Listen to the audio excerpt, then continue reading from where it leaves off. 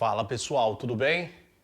Professor Rude aqui mais uma vez com vocês, dando continuidade à nossa playlist sobre os mamíferos, legal? Agora a gente vai falar um pouco sobre as características particulares dos mamíferos, as sinapomorfias. Nessa lousa aqui eu vou explorar um pouco sobre a diversidade glandular e vou falar também do pelo, tá? Começando exatamente por aí, pelo pelo, vem comigo. Aqui você tá vendo, ó, a silhueta de uma mamãe humana grávida, né? Daqui a pouco a gente vai falar sobre isso. E aí eu fiz um pequeno corte aqui da pele, né? Como se fosse um pedacinho da pele, tirei e coloquei em exposição aqui para vocês, ampliado, colorido, para vocês verem comigo. Bom, a pele humana ela é muito complexa, né? Teremos uma aula sobre fisiologia da pele no futuro. Por enquanto eu quero só que vocês percebam o seguinte. Existe uma característica na pele dos mamíferos que ela é exclusiva do táxon. É uma sinapomorfia, só os mamíferos apresentam essa característica. Que característica é essa? Essa estrutura aqui que a gente está vendo, ó, que nós chamamos de pelo, tá? Pelo, pessoal, ele é uma estrutura, né, queratinizada, é formada pela proteína queratina, uma proteína muito abundante nos vertebrados.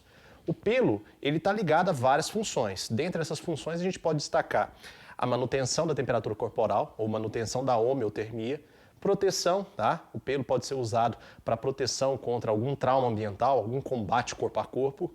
E o pelo também apresenta pigmentação, cor, tá? Quando ele está sendo produzido, veja que aqui existem alguns elementos sanguíneos, ó, que conduzem sangue até o folículo piloso, onde o pelo é montado. Durante a formação do pelo, existe uma conexão anatômica entre o pelo e o corpo do mamífero. E aí pigmentos chegam até aqui. Esses pigmentos são depositados no pelo e conferem cor à estrutura. O pelo, então, pode ser usado pelo animal como uma estrutura atrativa, tá? Entre os sexos. O macho pode atrair a fêmea usando a cor ou o formato do pelo. Então, a gente pode atribuir ao pelo as seguintes funções. Vamos colocar aqui para ficar bonitinho? A gente pode atribuir ao pelo as seguintes funções. É uma estrutura, vou escrever mais aqui embaixo, senão não pega aí para vocês, né? Ó, manutenção da homeotermia.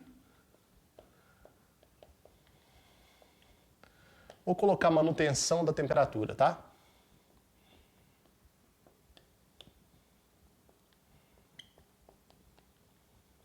O que mais que a gente pode colocar aqui, que é a função do pelo? Ó, proteção. Tá? Uma função importante, né? Pensa na juba de um leão. Aquela juba lá que cresce bastante nos machos é para proteger durante o combate corpo a corpo que os machos costumam desenvolver, né, na conquista pelas fêmeas ou pelo harém, que é o conjunto de fêmeas. Além disso, pessoal, a gente pode colocar aqui que ele também é um atrativo sexual. Como assim atrativo sexual? Né? A cor e o formato que o pelo tem pode atrair as fêmeas, pode funcionar como um display de comunicação entre os sexos para a reprodução. Legal, né? Talvez a função mais importante seja essa aqui, pessoal, manutenção de temperatura. E aí a gente tem mamíferos que são bastante peludos, né? E mamíferos pelados. Nós, seres humanos, somos considerados mamíferos pelados, temos pouco pelo, tá? Mas existem mamíferos que têm o corpo quase que totalmente recoberto por pelo. E aí a pelagem, que é o conjunto de pelo, ela vai ter, né, as suas características dependendo da estação do ano, né? Por exemplo, aqui em casa eu tenho o meu cachorro, né? O Thor, que é um grande amigo, que dependendo do período do ano ele tem um pelo mais ralo, né? Mais próprio à estação do calor, da primavera e do verão, e um pelo mais grosso, mais resistente para estações mais frias, por exemplo, o inverno ou mesmo o outono, tá legal? Então muda, então, de acordo com a estação do ano. Mas isso aí é assunto para uma outra aula. Hoje a gente vai entender, né, por que o pelo é uma sinapomorfia. Porque ele só existe nos mamíferos, né? Só os mamíferos têm estrutura denominada de pelo. Ah, professor, mas eu vi pelo lá em aranhas com o senhor. Tá, aquela estrutura lá é uma cerda. Ela tem forma de pelo, mas pelo de verdade quem tem são os mamíferos. E como o pelo é montado? Dá uma olhada aqui para você ver. Ó. Essa parte superior aqui do corte da pele, um pedacinho da pele. Essa parte superior aqui, ó, em preto, essa margem, é a epiderme. Então aqui a gente tem o quê? A epiderme. Beleza? A epiderme, pessoal, é um tecido, né, epitelial externo que reveste toda a parte externa da pele. A pele é o maior órgão do corpo do bicho. Veja que a epiderme, ó, ela invagina, ó, ela invade o tecido imediatamente inferior. O tecido imediatamente inferior é esse aqui, ó. Todo esse tecido aqui. Esse tecido, a gente chama ele de derme. Perceba que a derme, ó, ela tem muitos pontos coloridos, né? Você tem aqui vasos sanguíneos, estruturas do conjuntivo, porque é tecido conjuntivo, né? Vocês já devem ter estudado isso anteriormente. Você tem aqui elementos estruturais, como por exemplo as fibras colágenas, fibras elásticas, né, que vão dar estruturação para a pele. Fora isso, você tem aqui, ó, sensores, por exemplo, sensor de tato, sensor de dor, ok? Sensor de temperatura. Isso não vem ao caso agora. A gente vai ter uma aula mais para frente sobre a anatomia da pele, vocês vão entender isso certinho. O que eu quero chamar a atenção para vocês é o seguinte, ó, a epiderme, ela invade a derme formando essa estrutura aqui, ó, bem grandona, que a gente chama de folículo piloso. Isso aqui é o folículo piloso.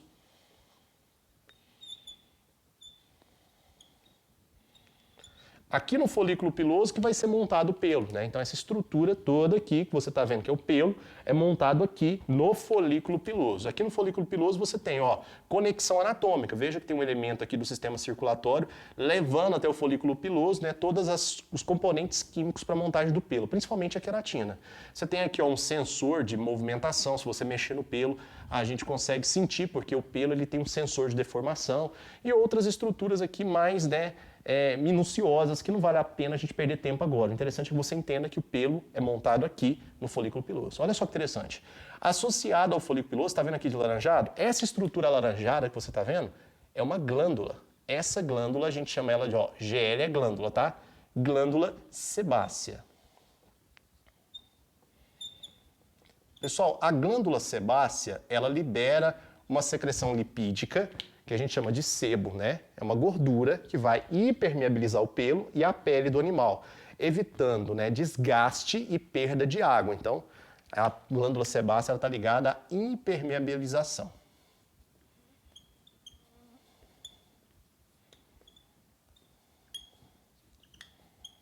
A impermeabilização. Beleza? Interessante, né? Ainda aqui na derme, ó, veja que o folículo invadiu, construiu o pelo, temos a glândula sebácea para liberar substâncias lipídicas para impermeabilização. Ainda aqui, ó, na derme, você vê uma estrutura também, ó, de origem epidérmica que invadiu a derme. Essa estrutura epidérmica que invade a derme também é uma glândula. Essa glândula de azul, que é uma glândula bem fininha, retorcida, é uma glândula conhecida como glândula sudorípara. Perdão. Então aqui você tem a GL, ó, sudorípara. Essa glândula, pessoal, está ligada diretamente ao controle de temperatura. Por quê? Essa glândula, né, ela responde ao termostato do mamífero, que é o hipotálamo. Quando o mamífero ele aquece demais por conta de alguma atividade intensa, ele tem que refrigerar. E ele faz isso como? Ele libera suor. A glândula sudorípara produz a secreção chamada de suor e libera aqui na superfície da pele, aqui na epiderme, tá? Tem um poro aqui para liberação do suor. O suor, que é basicamente água, vai absorver o calor e evaporar, beleza? Fora isso, o que mais que vocês têm que saber? Que a glândula sudorípara, quando ela produz o suor, no suor você vai encontrar alguns componentes químicos interessantes. Por exemplo, o potássio, que é um sal mineral, que em concentração elevada pode matar o animal. E você também vai encontrar uma certa quantidade de ácido úrico. O ácido úrico é uma excreta nitrogenada que os mamíferos também produzem e eliminam na forma de suor na superfície do corpo, tá? Então, a gente pode colocar aqui que a glândula sudorípara, ó, vamos colocar aqui, ó, controle de temperatura, tá bom? Controle de temperatura. Interessante, né? Tem toda uma diversidade glandular associada à pele do mamífero. E por falar em glândula, vem comigo, ó. O que você está vendo aqui é a glândula mamária, ok? Então você tem aqui a glândula mamária. Na verdade, essa aqui é a mama, né? Então vamos colocar aqui, ó, mama. E em transparência a gente vai desenhar aqui a glândula mamária, que é uma glândula bem complexa, mas dá pra gente desenhar aqui bem, ó. Ó.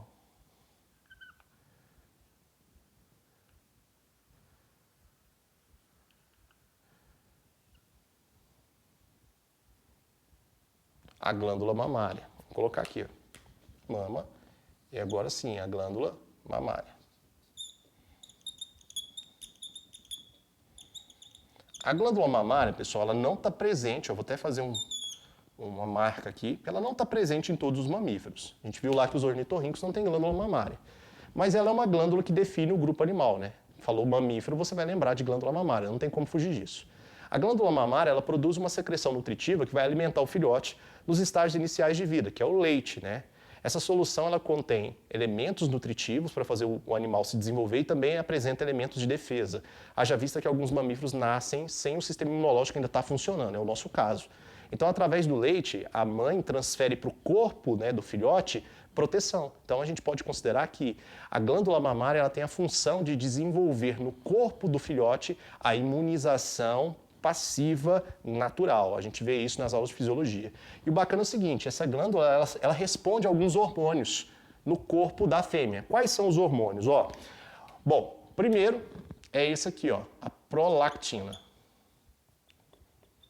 A prolactina ela é um hormônio que vai estimular as glândulas mamárias a produzirem o leite, a fabricarem o leite, tá? No caso das fêmeas humanas, né, das mamães humanas, quando a criancinha nasce, ela ainda não tem os pulmões desenvolvidos o suficiente para realizar o movimento de sucção. Então existe um segundo hormônio que também é produzido por glândulas específicas, né, em especial pelo hipotálamo, que a gente chama de ocitocina. Não sei se vocês já ouviram falar desse hormônio. Vou colocar aqui, vai ficar um pouco apertado, mas vai ficar legal. Ó, ocitocina.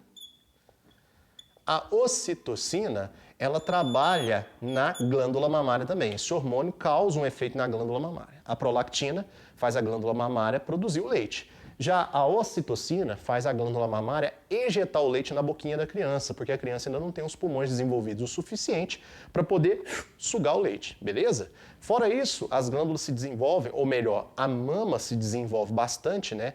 Quando a mulher está sob o efeito do estrogênio e da progesterona, que são dois esteroides, hormônios gordurosos, produzidos durante o ciclo menstrual da mulher, tá bom? Outras fêmeas mamíferas têm uma resposta diferente e ciclos diferentes, mas quando se trata da fêmea humana, as nossas mamães, elas respondem, né, muito fortemente à progesterona e ao estrogênio, fazendo com que as glândulas ou as mamas fiquem bem desenvolvidas. E quais são os hormônios que vão fazer as glândulas funcionarem? A prolactina faz com que a glândula produza o leite e a ocitocina ejete o leite na boquinha da criança. Beleza? Só mais uma informaçãozinha interessante. Tudo isso aqui que você está vendo é para mostrar para vocês a diversidade glandular que existe nos mamíferos. Os mamíferos são os animais que têm maior número e diversidade de glândulas dentro do reino animal. Olha só para você ver, conta comigo. Glândula sebácea, ligada à impermeabilização. A glândula sudorípara, controle de temperatura, liberando suor. Beleza? Olha só que legal. As glândulas mamárias, que definem o grupo, né, produzindo leite e ejetando leite para que possa alimentar o filhote mamífero, tá? Isso aqui é só uma aula para você ver alguns tipos de glândula. O mais importante é você lembrar da característica exclusiva dos mamíferos, que é o pelo, tá? O pelo define os mamíferos. Lê o pelo, você vai lá e marca mamífero na sua questão. Lê o pelo em algum artigo, está falando de mamífero, beleza? Eu vou ficando por aqui. Valeu, até mais!